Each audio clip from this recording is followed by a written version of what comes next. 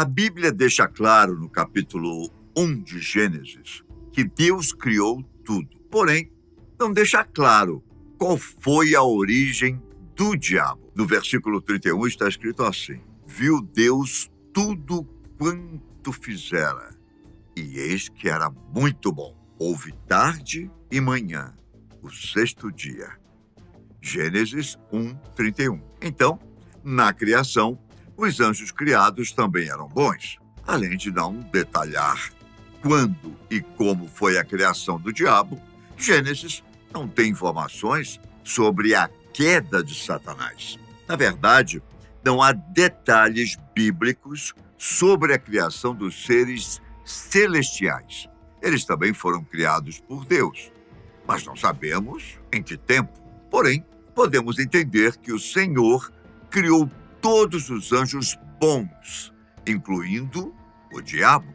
Em Tiago 1, versículo 13, está escrito que ninguém, ao ser tentado, diga: sou tentado por Deus, porque Deus não pode ser tentado pelo mal, e ele mesmo a ninguém tenta. Tiago 1,13. Com isso, a Bíblia indica que Satanás foi criado bom, sendo um ser racional. Ele recebeu de Deus a capacidade de tomar decisões morais e ser responsável por elas. Ao mesmo tempo que Deus é soberano e governa tudo, as criaturas possuem sua própria responsabilidade. Por conta própria, em um momento que não sabemos quando, o diabo usou seu livre-arbítrio para transgredir a lei de Deus. Quando o homem pecou, em Gênesis 3, Satanás já era mau e estava em forma de serpente. Sabemos que, segundo Jesus, ele foi homicida desde o princípio, não se firmando na verdade. A história geralmente conhecida pelos cristãos, que envolve a queda de Satanás e de seus anjos, é muito mais fundamentada em narrativas e imaginário populares do que na própria Bíblia. Essas começaram por volta do século IV d.C. e até hoje possuem força. A informação mais clara sobre a queda do diabo foi dada pelo apóstolo Paulo em 1 Timóteo, em que o apóstolo simplesmente fala que ele caiu por causa de seu orgulho. Não há um grande desenvolvimento. O livro do Apocalipse se refere a uma expulsão de Satanás e de seus anjos do céu. Mas esse momento está se referindo à derrota final do inimigo por causa da morte e ressurreição de Jesus Cristo. Neste momento, ele caiu de sua posição de acusador dos filhos de Deus. O versículo 10 do capítulo 12 de Apocalipse diz assim: então ouvi grande voz do céu, proclamando: agora veio a salvação, o poder, o reino do nosso Deus e a autoridade do seu Cristo, pois foi expulso o acusador de nossos irmãos, o mesmo que os acusa de dia e de noite diante de nosso Deus. Apocalipse 12:10. Ainda que Deus tenha criado o diabo bom e por isso não tenha culpa dele ter se tornado mal, o Criador ainda tinha conhecimento do futuro. Ou seja, quando Deus o criou, sabia que ele se tornaria mal. No entanto, a pergunta: por que Deus criou o diabo se sabia que ele se rebelaria? É um tanto quanto errônea. Se formos pensar assim, poderíamos usar a mesma pergunta para qualquer mal que acontece. Afinal, por que Deus criou a radiação se sabia que ela mataria os humanos? Por que criou os vermes se trariam doenças? Por que Deus criou as relações sexuais se sabia que haveria abusos? Se formos pensar assim, o Criador não poderia ter criado nada, pois tudo tem algum problema. Então a pergunta sobre Deus ter criado o diabo, mesmo sabendo de suas ações futuras, não faz muito sentido. A real questão por trás de tudo é entender como o mal surgiu e Com qual objetivo Deus permitiu sua existência, uma vez que tudo já foi previsto e determinado por ele. Se Deus sabia que Satanás se rebelaria e que Adão e Eva pecariam, mas mesmo assim ele os fez, significa que tudo isso fazia parte do seu plano soberano desde o início. Se considerarmos o enredo global da história bíblica, perceberemos que ele está dividido em 3 partes.